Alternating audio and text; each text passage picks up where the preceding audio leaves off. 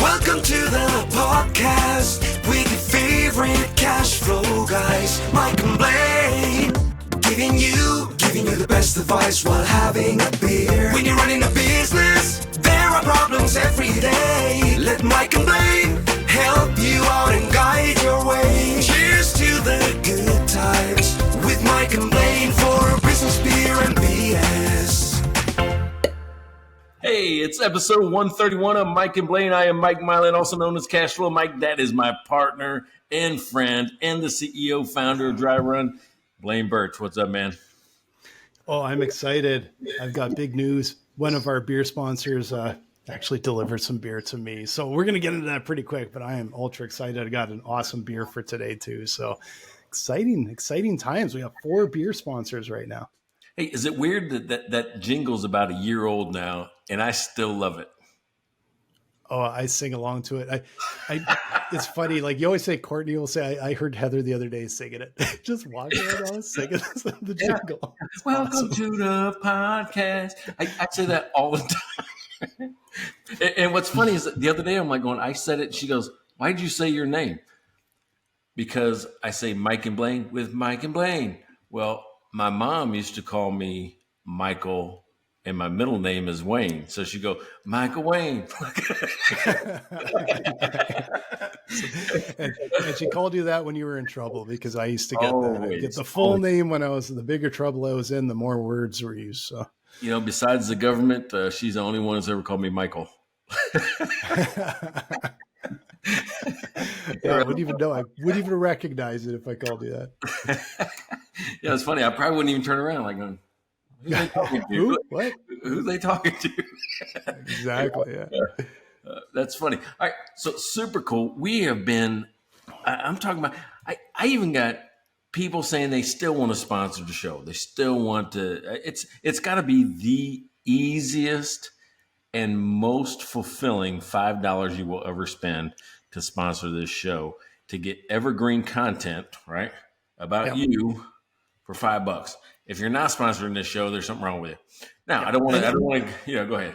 I will say, though, that our sponsors that are awesome here, they're actually doing multiple weeks. So we're going we've got sponsors that have been for half a year. So feel free to buy us a bunch of beer, because then you'll be just you want to be 10 weeks, $50, man. Like that. It's so inexpensive. And we will mention you, and you will never find more coverage for a modest investment if you buy it online. Our new beer sponsor here, and also neighbor Pat, delivers beer to us. So that's actually epic. That is up here. That's amazing. So bonus weeks, bonus mentions because of that, right? So, hey, speaking of, we've got Rachel Barnett. She was back, right? Remember, she probably just a slip in the mind, going, oh, I let it go, and she got right back in. So Rachel Barnett. She works with Gentle Frog. If you want to know QuickBooks, go to Gentle Frog. Look at it. Take it in. If you need to know it, she can teach it. She will take you from 0 to 60 in no matter of time at all. If you need QuickBooks, go to Gentle Frog. So thanks, Rachel. And if you're in Houston, where I was just about a week and a half ago, had a drink with Larry Weinstein, one of our beer sponsors. I know he sent a picture over to Mike. Actually, we should put it up on the Facebook page. Larry Weinstein, CPA in Houston. He's your guy. You got to go talk to Larry. He knows everything that needs to be done if you're in business.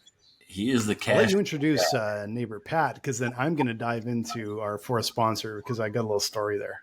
All right. So, but I'm going to tell you something about Larry. Larry calls me up yesterday. He goes, hey, I think I'm about out. I'm going to send you some more money for sponsorship. So Larry's already talking about re-up. Sweet. Yeah. Nice. Neighbor Pat has always been, he is right there. And I'm telling you, Neighbor Pat last week, he went back to his losing ways in cornhole.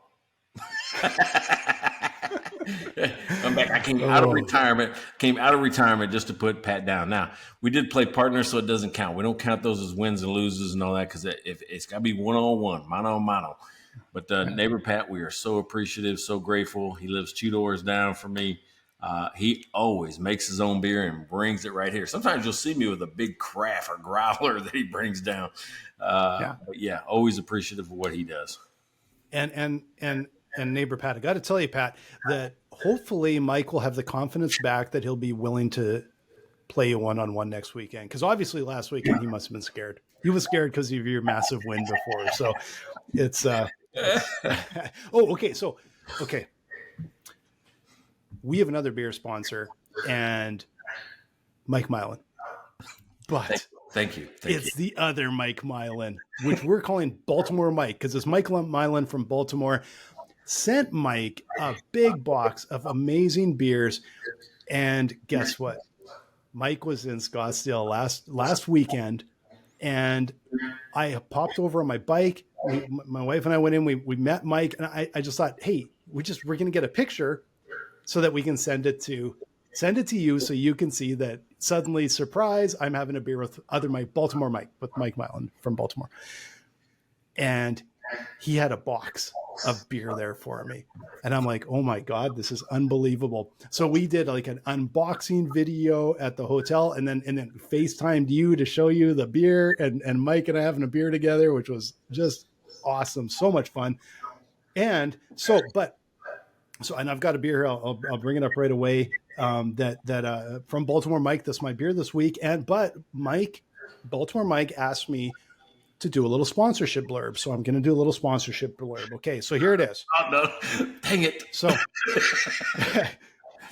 being Canadian, after we hung out, I now understand why the Ravens are better than the Chiefs.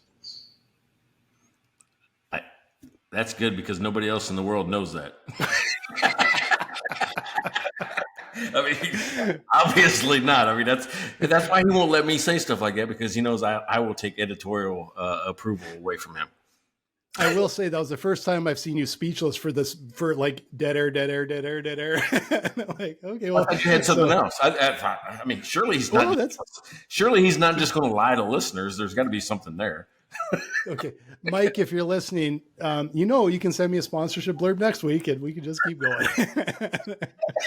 But we had such a good time. It's such a great time meeting you, Mike. We had just a blast. That was so much fun in so many ways, and I'm so appreciative you actually brought beer in the plane all the way across from me. I was so shocked, actually, to be honest. So that was just awesome.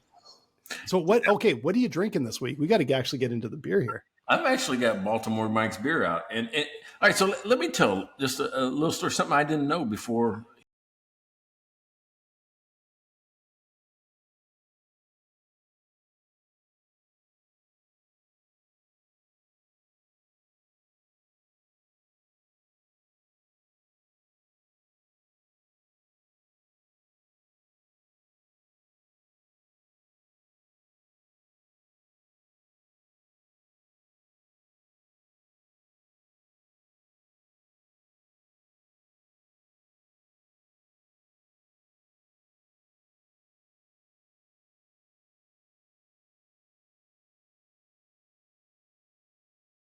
So I'm going to have the old fashioned inspired bourbon barrel age with orange and cream, right? But Open Gate Breweries in Baltimore, right? And they are associated something with Guinness. So this is an actual Guinness, but it's a flavored Guinness. And in case I drink all this one, but it's an 11%er, so I'm in trouble after this one. Yeah. If I fill up to it, I'm gonna do the pineapple coconut stout next. Stout. So, and by the way, if you're listening to this and you just heard that garbage about Ravens better than Chiefs, just look back at history, like just a month ago. See what happened. And I want you to report this. If you're doing it on Twitter, report it as fact checking or something like that, because it's just obviously false news. Fake news. And you know what? And you know what was kind of funny was Mike didn't know that I'm a huge stout fan. I'm probably a bigger stout fan than you are, but I had to tell him that, when I've had the 12%ers on the show, I'm accused of babbling and going on at the end of the show. So I've tried to keep my ABV a little bit lower. So I've been doing a lot of IPA so that I don't babble too much, but I'm also always looking for a beer that kind of goes with today's topic. And today's topic is word woes and saying the wrong things and, getting you into trouble, putting your foot in your mouth. And so from Flying Dog, courtesy of Baltimore Mike, I have Raging Bitch IPA. That's a beautiful one. And the label's absolutely terrific. Terrific brewery too. So out of Utica, New York. I just looked at it on the bottle here. So right up in that area. Awesome. Thanks again, Mike. Hey, what's really cool is that he made you put your foot right in your mouth of this Chiefs Raven thing right off the bat. So, you're not going to let that one go. No.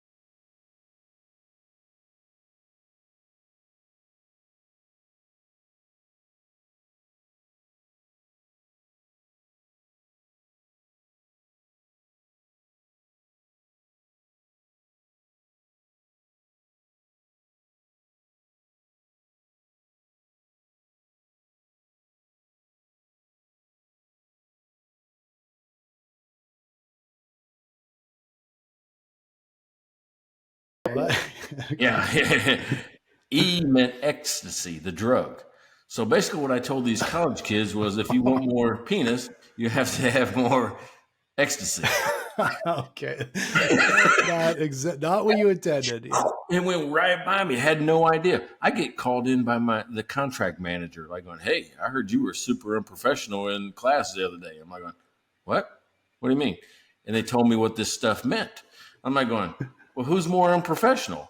Me, who thought I was talking about debt and equity, or the person that reported it saying I was talking about penis and ecstasy?" Yeah, there's something wrong with that. Exactly. Who's more unprofessional? We're not in the damn comedy club here. We were talking about debt and equity, and I was writing it on the board, and I didn't write any of those words you just said. Is that crazy? And that's the worst thing too. That wasn't even like a slip of the tongue or put your foot in your mouth. This is miscommunication. And you know what's actually really, I think, pretty frustrating, because we see this today. I think there's a level of sensitivity that people are searching and hunting for a reason to complain. And I'm pretty sure if they're sitting in that class, most people would have recognized, you probably don't even know what you said. It should have been he doesn't even know that he said this, and it might have been kind of funny. To go and report it, that's a person that's not going to excel in the world as a human. Yeah, right. So to me, I'm like going, that was, it was a jab in my business, right? Because my business relationship is with the contractual manager, who now has the thought in her head that maybe I'm acting unprofessional in front of these young, brand new employees, right? Yeah. So she had to call it out. But that's how one thing that you say innocent or not, could be misinterpreted and hurt your business. Yeah. Yeah, absolutely. And you know what? I'm going to bring it up because it is absolutely timely, and I found it really interesting. So, Chris Horner from Red Bull Racing, you've probably seen, has been under investigation for the last 2 weeks for he's accused of controlling behavior and inappropriate behavior and something along these lines. And the entire world basically said the guy's guilty immediately. And I kind of thought, I'm like, why would this guy do this? Like, what is up with it? What is wrong with this guy? That's what I'm thinking, right?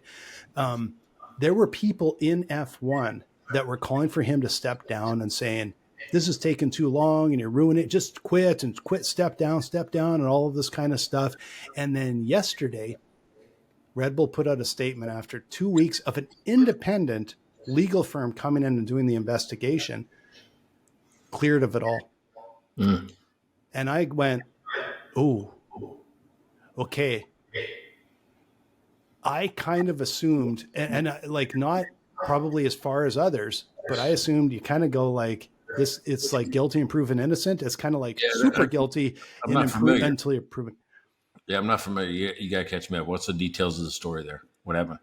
That's all the details. That's the only thing that was public, was that they said he stepped out of line with a female staff member. And the only thing that anyone said was it was controlling behavior. And then later, about a weekend, may have had sexual undertones. And the entire F1 world was asking this guy to step down. They were all over him. You should quit. You're tarnishing the brand. You're doing all this stuff. I was shocked when it came out and said he's cleared of it all. They did a 2-week independent investigation. It's cleared of all. Like, of course, the only ones that know what happened truthfully is probably him and the person that accused him. But imagine the impact on that F1 team over the last 2 weeks. Imagine the sponsors are on tippy toes. Imagine that could have cost hundreds of millions of dollars. And what I saw was the entire F1 world basically saying, you're guilty, step down. And then all of a sudden, out of the blue, no, it turns out he isn't. Or at least according to this independent investigation. Huge potential, like already a ton of damage to this business. And it feels like in the world today, kind of like what happened to you is, do people jump to their own conclusion? Are you guilty 10 times over? And you have to slog through to prove any semblance of innocence, where it used to be maybe a little bit more flexibility, forgiveness, and understanding, right? Yeah, right. Because it's so hard to prove a negative. Like that didn't happen. So the other thing is that I always put a core value in my companies that's assume the best, which means if I'm talking to you, I want to assume first that what you're saying isn't intentionally to hurt me. Yes. Yeah. Right. Whether we're coworkers, whether we're partners, whether we're just customer vendor, it doesn't matter. I assume that what you're saying is you have the best intention, not the worst. Yeah. And that's not always the case. And I think that's a mental attitude you have to physically force yourself into. I'm going to first listen to you and make sure that I don't judge you as trying to harm me right off the bat. And I think that's a very healthy attitude that is not around today to any sort of volume. Like the go-to is to assume everybody else is wrong and has it out for you. That's the culture we're in right now. And you can see how much division and dissension it creates everywhere. And like in an environment of a business, I agree that I think you got to be like, I think that's a really great tactic to be able to say like, I believe that you're going to do the right thing. And until we prove otherwise, and it's just the opposite right now. And I just don't think that's a way to have a team environment that works properly. Right. Well, The thing is that in any business situation, you've got to assume risk somewhere. So Yeah. in communication, I'm going to assume, right, that you're not trying to hurt me. That's my first assumption. Now, you prove otherwise, like you're saying, then I got to do something different. But it's worked better. I used to be, you got to remember, I transitioned from state trooper to business owner. Yeah. I might have been a little suspicious of everybody, back then, back in the early 2000s, meaning I didn't trust anybody to do anything because I was in a job where every day everybody's trying to hide, lie, conceal, run, fight with you every single day, right? So I had to tell myself, hey, different situation. Not everybody's the bad guy here, right? So assume the best first. Yeah, assume the best in people, I think is a and there is like that's sort of the problem is we're inundated with so much information, and there's people out there trying to scam you every day, and we've all seen it. But you know what? I firmly believe you got to be on your guard all the time, every second of the day. But it is a very small minority that's actually doing that. I truly believe that the people I interact with every day care about people and have the best intentions. Doesn't mean I agree with everything everybody does, but do you believe they at least have the best intentions? And I don't think that is prevalent anymore. I think there's a massive level of distrust, and it stems from personal life, it stems from politics, it stems from religion, it stems from all of these other things where there just seems to be these levels of distrust and fear. But now it creeps into every place in life, including your business. I mean, politics especially. I'll throw out an example. This is not political in any way. It's just an example of how a misspoken word, or even in this case, it was a typo. It was a typo that just had a life beyond the typo. And I forget even what the word, I'll just say it was Trump. Meant to say conference or something, committee. I don't know what he meant to say, but he wrote the word Covfefe or something like that, Covfefe. And that took on a life of its own. It became memes. It still has some tinge of a life. Yeah. That could happen to anybody where you just type something wrong, then it exists. Right. Yeah. Especially when it's public and you're a public figure. And we've talked, we did a whole episode on the perils of autocorrect, right? We've done a whole episode on AI changing the meaning of what you're saying. And if you're not checking it carefully enough, it could make it out the door. And like if you looked at our Slack channel, I don't think we have autocorrect on our Slack channel because it takes every bloody typo there is.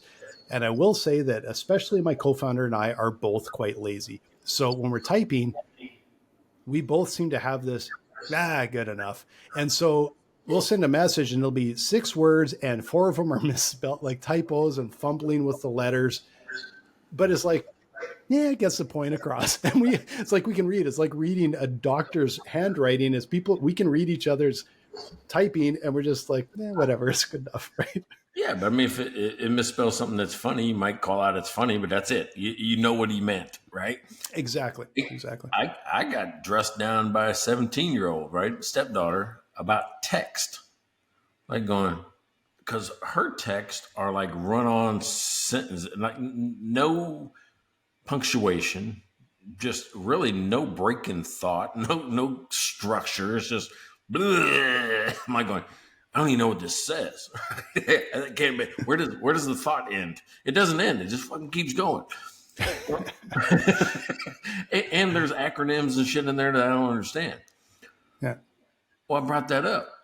And I said, how come you don't at least use a period so I know where the thought stops? So I'm like, we're talking about something next new. She goes, because that's not the way we communicate now, meaning teenagers. And she says, periods are aggressive. Like, what? How's a period an aggressive behavior? Like, how does that trigger somebody? Oh, fuck that old guy. He uses periods. Yeah. I'm like, well, what do you mean? I said, it makes it clear. I'm really very concise with the way I want to type things and talk about things. So, yeah. So if you have an issue with people's words and usage of words and grammar, don't text with a teenager.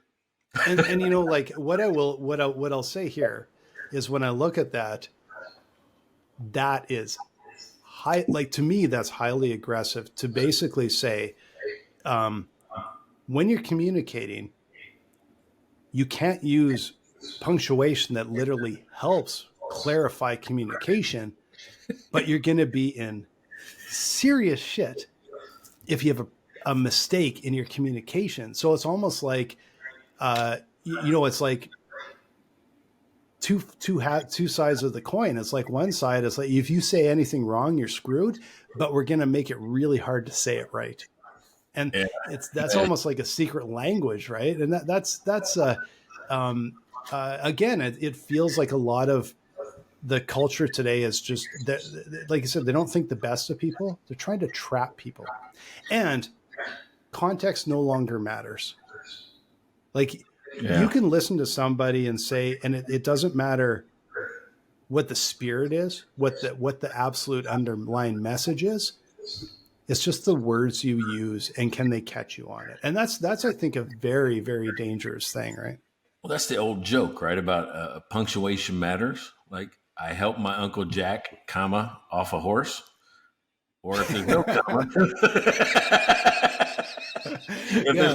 There's also that should be in every English class from grade 1 to 12.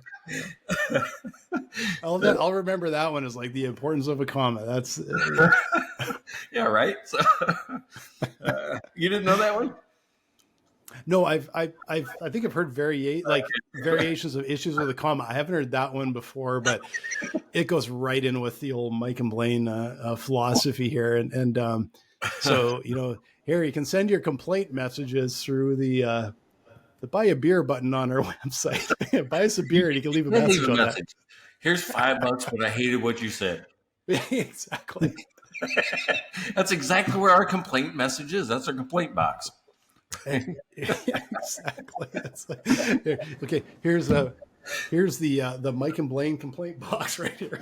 Just the garbage can, Yeah, we're not listening to complaints, right?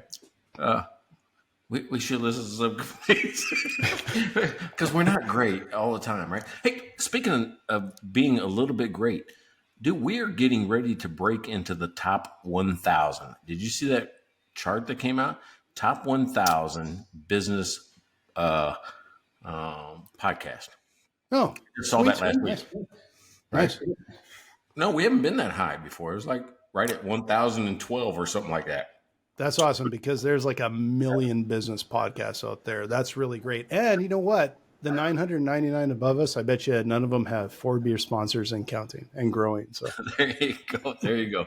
Hey, speaking of sponsors, we have a sponsor that is our title sponsor. And this one's coming up for grabs. So title sponsors up for grabs kind of after this one. But I want to tell you something.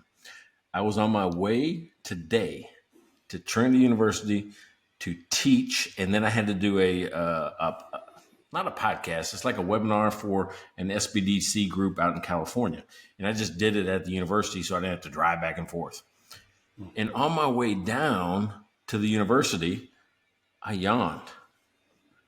And, and you don't know me probably how I speak or my seminars and all that, but I try to bring the energy way up, right? I mean, what you see on the podcast is probably low energy, Mike, compared to how I am on a stage or in front of a camera like that. So I'm like going, oh, man. This is going to be different because I'm tired. Dude, I had one of those magic minds with me. I took it on the drive down there. It's about a 25-minute drive down there. Took it on the way down there. By the time I had to be on camera, boom. Even college kids were clapping at the end of it, right? I was on fire in this webinar. It had me so laser focused on what I was doing, how I was presenting. The energy I didn't have on the drive down there hit me all the way through there, right? Just hit me all the way through, held me. I'm still on it. I'm still on a high right now. High meaning I got enough energy. I got the focus. I'm really into this topic. So if you're having the same problem I had, where I didn't feel it, I was a little out of focus, I yawned on the way into something that I have to be kind of up for, get your magic mind. Go try it. Check it out. It's going to change your energy level for the rest of the day. Yeah.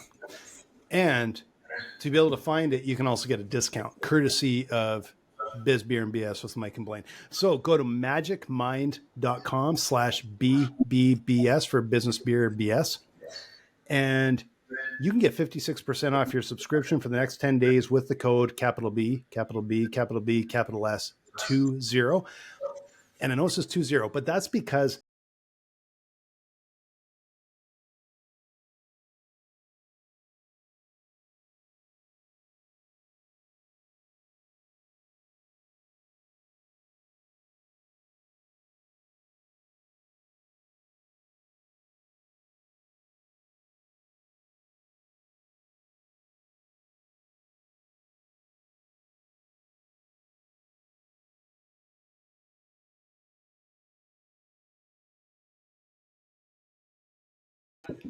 I went in and we'll set you up with a deal for the same thing.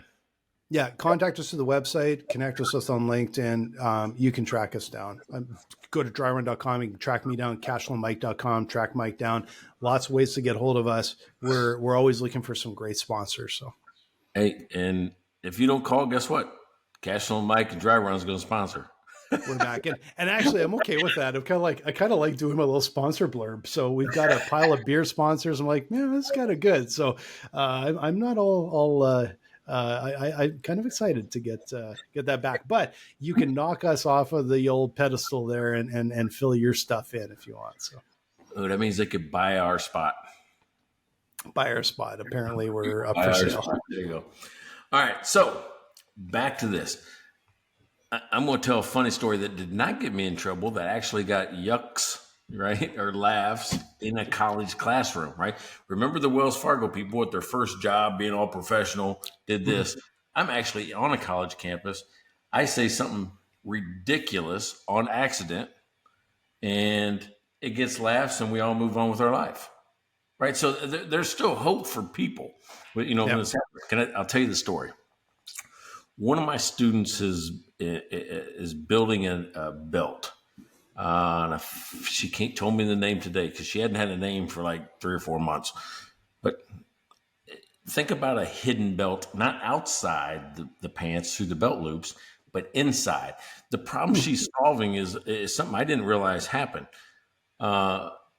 Petite women or even petite men, petite, right? Meaning some of these designer pants or designer clothes, they want to wear them. They like the way they look, but they don't look good on a smaller frame because the material kind of bunches differently or bags out like a big gap between your waist or your back, and it's just awkward. It didn't look right. So think of the pant is too big for the body. So think about a younger, petite person that wants to wear something awesome, right? Or great. Yeah. So she's built a device that goes inside the pant, and instead of making big, so it looks weird, how if you tried to cinch something up, it has an even cinch all the way around. So it's like little bitty puckers rather than big puckers of material. You know what I mean by pucker? I don't know what. No, I do. Yeah. And I know exactly what you're talking about. And it's really uncomfortable. Yeah. Yeah. And the whole thing is, hey, I can wear the clothes I want, look good without being embarrassed because it looks weird. Right. So we're talking about building a buyer persona. What's the ideal person that buys this? And in general, you think of females first. In her world, she's thinking about females. She's thinking about size of a person, right? Sometimes the larger people don't have the same problem. So she's thinking about folks that are like 120 pounds or less, smaller people, and age group, right? Like people that are less than 15 really don't need this. They're not going to probably do it. People over 55 or 60 don't care anymore. They're probably not going to do it. So what we're really trying to do is, how do I dial in the message? And so while we're going through that exercise, I have a football player, one of the Trinity University football players in my classroom. And I'm like going, we think Roby needs it? His name's Roby. You think he needs it? And everybody's silent. I'm like going, come on, seriously. Do you think he's really trying to get into college girls' pants? Yeah, you see where I made the mistake, right? Report. What I meant was, we were talking about the ideal person was a college girl, trying to, wear these types of pants. I'm like, oh, really? Do you think he's really trying to get into college girls' pants? That's what I was thinking. The way I was trying to say it, the whole room cracks up. I'm like going, okay, scratch that. Don't report me. That's not what I meant. But you see how the slip of the tongue, the word woes, because sometimes I'm talking so fast. I got just a thought, and it's a stream of consciousness that just comes out. Yeah. And I meant the person we were talking about was a college girl wearing these types of pants. Yeah. But when I say it that way, it has a whole different meaning. Oh, that's okay. And the answer was yes. Yeah, and the answer was yes. I remember. Yeah, exactly. I remember when I was teaching at the U of A as a sessional years ago. Really good friend of mine. We were both master's students, but I've been teaching for a number of years there, and so he was a great friend of mine. But he was my teaching assistant in class. He's now a prof at a major university in the U.S. But that was just like, they're matching people up, and this is how you ended up. So we ended up in this sort of class together, but I was the one doing the lectures. And we had come up, I think he had offered one time, he'd be like, well, hey, I'll buy you a beer if you say X in class during your lecture. And so he kept coming up with stuff every week. And then he would pull these things out. And then you would always be shocked, because it's like, it can't be just said, it has to be in the conversation. So I remember I won, I don't remember all of them, but I remember winning a beer because I managed to work into my lecture the whole shitteroonie. and I remember saying it, and it was part of the conversation and everything. And the class is kind of there looking like this, and his eyes got about this big. And he's like, "No way!" Like, yeah, you owe me a beer. I didn't say that because it's like all under the down low, but I had a bunch of students all year that must have thought I was just a schmuck, because he would make me say the dumbest stuff. But I was always careful that it was nothing that would get me into trouble. Just sounded dumb, like I was taking a bullet for it to have a little fun. So, man, I mean, that's the biggest fiddle hopper I've ever heard of, right there. Oh, beauty! That's the first time we've worked that in today. Fiddle hopper. For those of you out there, you need to use the term fiddle hopper. This is something we're trying to turn into a thing, and the whole fiddle hopper is that's a you got that really slick right there, right in the mix. Hey, that's what you got to do. You got to kind of sneak things in. You got to know wordplay, right? Yeah, we're communicators. So, hey, here's the. I just had something pop into my head about. Do you remember the BP oil incident in the Gulf? Yeah, but I don't remember that much about it. I just remember the incident. It's a big oil spill. It had, think about it. These things are miles down underneath the water, and it breaks. Clean the ducts. I remember. Yeah, right. It was a PR nightmare for a company. It was millions upon millions of gallons of oil, and destroyed ecosystems, wildlife. I mean, just destroyed it, decimated it. So the CEO of this company, I can't remember his name, but BP. He's just getting his ass kicked day after day after day after day. And finally, when you think it's like, okay, it's going on. Yeah, it's bad, but he's trying to do some things. It's a big problem. He makes the comment that makes it 100 times worse. And he probably made it out of frustration. He probably made it out of just not even thinking what he was saying. And it killed like the value of the company and everything like that. somebody's asking him about the situation. And this is a terrible not natural. It's a terrible environmental Ecological, catastrophe. Yeah, ecological, environmental catastrophe. yeah. And they're trying to get him to talk about how it makes him feel. They want him to be human. Like, God, man, I'm apologize. Or, you can do anything like that. You can say, this is the worst thing that's ever happened to me. There's no way on earth I ever thought I would do. I mean, take some personal responsibility, own it, apologize. That's how you get out of those situations and let people just run with it. No, what this guy says, again, probably out of frustration, is I just want my life back.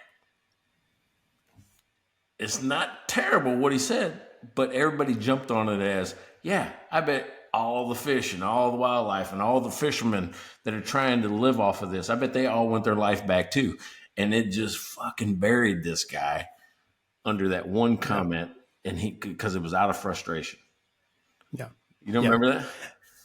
I don't remember that comment, but it's happened numerous times where CEOs have been like the CEO of Lululemon was forced because of a comment he said, and probably inappropriate. But what has happened is it's got so many people on guard. Like you see a lot. Like I always notice with professional hockey players, especially the superstars, they're trained since they're probably 10 years old on how to interview.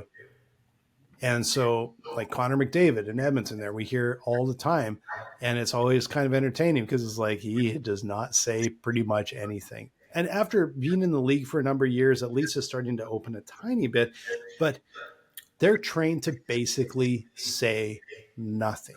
Yeah. And I think what's happened is the world has gone, like you said, they think the worst of everybody.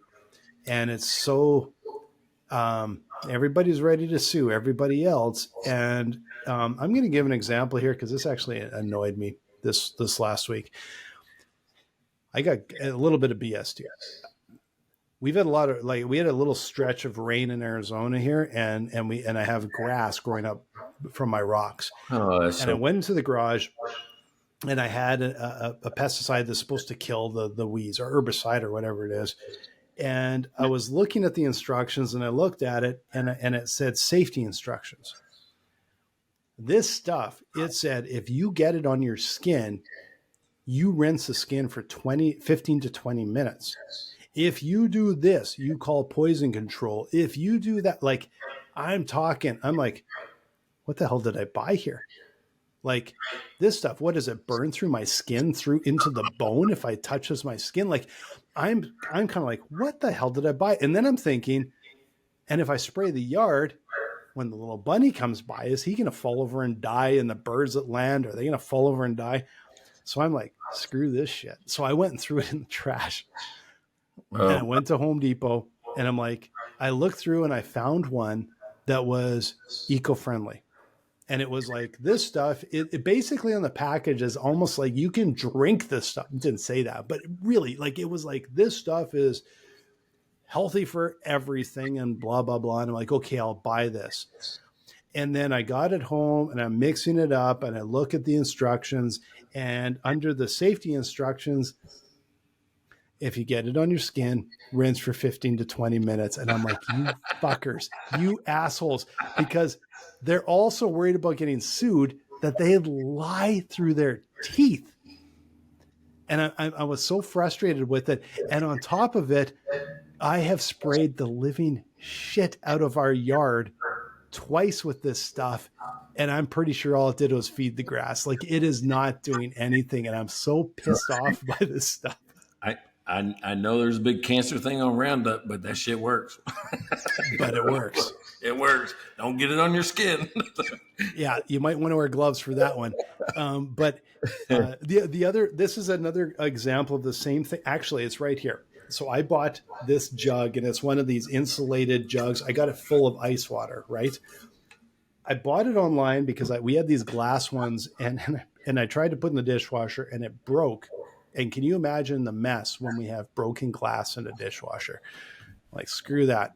So I got this double-walled insulated thing. It keeps everything cold. And it says like right on the website, the first thing up is dishwasher safe. And when we bought it and it got delivered to us, it had a band right across here with the logo and stuff. And as soon as you open up the band, on the inside of the band, do not put in the dishwasher. And I lost my mind. I'm like, I bought it because I'm going to put it in the dishwasher. Yeah. So I actually went on chat with the company and said, is this dishwasher safe? Well, of course it is, because on their homepage, it literally says everything's dishwasher safe. And so I said, why does your packaging, and I'm like, in big letters on the inside, say that you're not allowed to use it in the dishwasher? Well, they don't know what to say, but it's because it got all the way down to legal and packaging, and they're so scared of being sued that they absolutely lie. They lie through their teeth. And what happens is now all of these warnings are meaningless because it doesn't give any useful information. It's just to the absolute nth degree. Like, do not wash it. You've seen it. Dry clean only on every single shirt, even if it's like a rag made out of canvas. What's funny about that is I think they meant don't put the wrapper in the dishwasher. Probably. Right? Do not put this piece of paper in the dishwasher, because that's even dumber. It's like, it reminds me of that Simpsons when it was like something, it was a ticket or something that said do not ingest, and he's like, they put it on for me. I'm like, yeah, there's a point where they've made all information completely useless because it's all lies. Right? Well, and then they'll use words that you're like, oh, that's not what that means, right? For instance, man, it was a few years back. It was like pre-COVID. I think it was United Airlines. They had a big fight on an airplane and they took people off forcibly, right? And the way they put it out, this is before, it happens all the time now, but yeah, then they were like one of the first people kind of shocked us, like, going, oh shit, they'll take you off the plane. If you get in a fight on the plane, they'll take you off. They will land, cops will be there, and they'll drag your ass off the plane. Yeah. They put out a press statement saying they reaccommodated the guest. Everybody goes, no, that's not what you did at all. You didn't reaccommodate anybody. Reaccommodated by dragging them off by their hair and throwing them in the old slammer there. That's just right. Pain. It's painful. Have a little more BS. When we landed in Phoenix from Houston, this was last week, so it was right before the episode. So I'm in a rush because I want to get back here before the episode starts. And whoever's running the jetway did not know how to drive the jetway. And if you've seen it before, when you see someone trying to parallel park and it's like 10 minutes and they still haven't got the car in, and you feel like going over and just let me drive. I'll park your car for you, because they back and forth and they go out and they go in and they go out and they go in, the same mistake every time. That was whoever was driving our jetway. So I'm looking out the window and it's coming in and it doesn't match, and then back out and coming. I'm talking 10, 15 minutes. I think they actually must have called someone does anyone know how to drive a jetway? Because then suddenly it worked after like 15 minutes. I'm like, different driver, different jetway driver. Right. Who the hell was it? The rookie? Like, oh, it was awful. And what's funny about those things is they have these auto levelers in it, right, to accommodate for weight and make sure that it doesn't move from the plane, right, because it's up against the plane. Well, me, I'm like almost 250 pounds. Courtney makes fun of me all the time because every time I step like from the tunnel of the jetway onto the circles part where they control it, it goes, it will self-adjust. Every time I step onto that last mile, right, the last few feet of the jetway, it adjusts. And she goes, that was you. I'm like going, fuck, I know, it happens every time. So I guess 240, 250, that's about the self-leveling adjustment. Yeah. I was unaware of that because, as you put it, I'm schmedium. Yeah, you're schmedium. Yeah, it probably never moves when you walk across it. But I don't remember it every movie. It'll go. But I'm a medium. I'm a medium. You're I'll a fully medium. admit.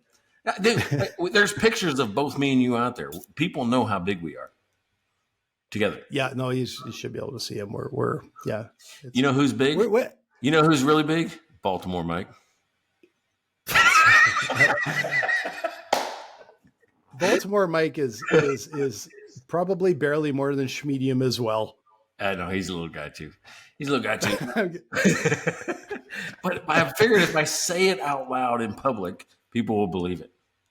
Just like he tried to do with the Ravens Chiefs bullshit.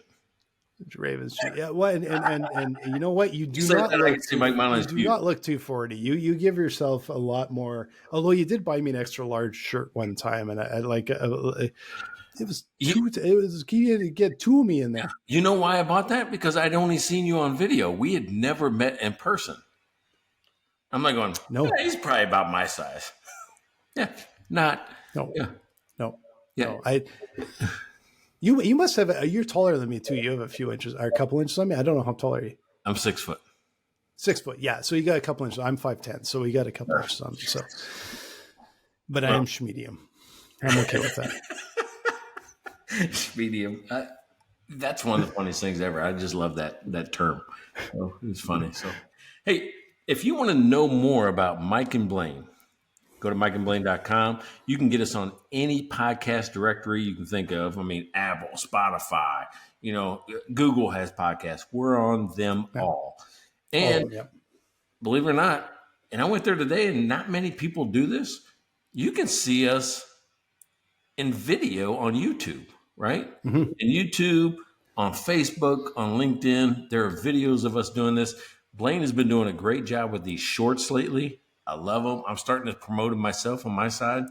So it's one of those things where we're starting to go out. This is the first organic thing I think I've done where we're not paying for visits. We're not paying for users. We're not paying for downloads. We don't do that bullshit. No. We're growing because you're listening and we appreciate it. Yeah, and the shorts make me laugh every time because hundreds of people are watching these shorts. I'm like, well, that's just hilarious. That's just great. But make sure you don't miss an episode. Make sure you subscribe, you like, you follow. Our subscribers go up all the time, and it's really cool to see.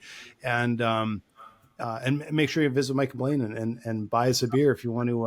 And remember, you can chat about your business. I can't believe that we don't have more breweries coming to us and going, you're going to talk about our beer for $5? Like we do it all the time anyway. Just easy peasy, guys. There you go. Hey, 131 is in the books. We talked about woeful words, right? Things that you say on accident that can hurt your business. And I think what I took away from this today, Blaine, was, hey, own it. Apologize if you offended and move on as fast as you can. Yeah. It's a different world than it was 10, 20, frankly, probably 2 years ago. And it is a challenge for people, but the other thing I would say is, try believe in the best of people before you decide that they're wrong and they're doing something that offends. Like what is the context? What did they mean? They might not know the right word to say, or they might have used something out of term, but did they think ahead a little bit before you attack, because there's way too much attacking as it is now. We got to support people, especially small business.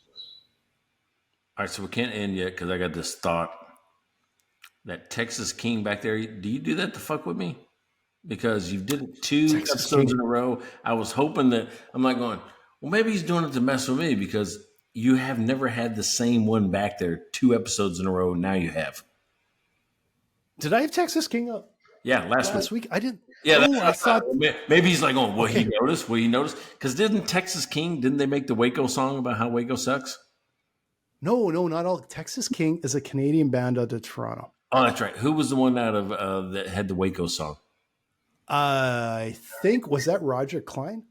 I'm getting our Roger, yeah, and the Peacemakers. I'm gonna have to look it up. Oh, that's okay. Yeah, I remember you I played a song you did not like, and I forgot the words. And once I started, I'm like, oh yeah, I guess you didn't like that, but it's a hilarious song.